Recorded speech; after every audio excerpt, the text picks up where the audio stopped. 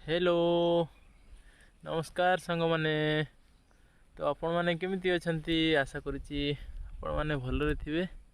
तो देखंतु एबे इवनिंग टाइम टा तो मु आसी हमरो डैम पाखकू बुलिया पई आउ घरे एका बसी कौन करी तो से भाविली टिके बुली आसमी।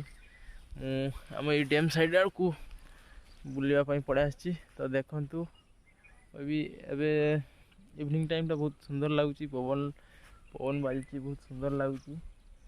तो नजारा भी देखंतु केमती आपण मानकु मु देखौची। ए देखंतु एबे हमर टाइम लगभग 5टा 20 हो गलानी। तो देखंतु एबे का टाइम रे केमती केते सुंदर लगुची। माने एपड़े रहिला जंगल, ए पाख रही आमर डैम टा, एटा नदीटा देखंतु आज्ञा। तो ये पाखटा नदी ये साइड रे अच्छे, ये डैम अच्छी ये साइड रे।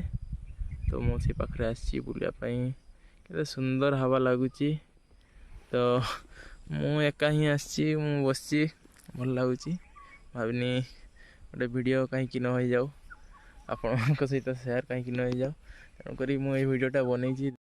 तो देखंतु आउ यही छोट भाईटा को गोटे लाइक आउ गोटे सब्सक्राइब कर दिंतु, आउ बेल आइकन को भी प्रेस कर दिंतु, जहाँफल कि मुझे जिते वीडियो अपलोड करी माने प्रथम आपण देखिपारे।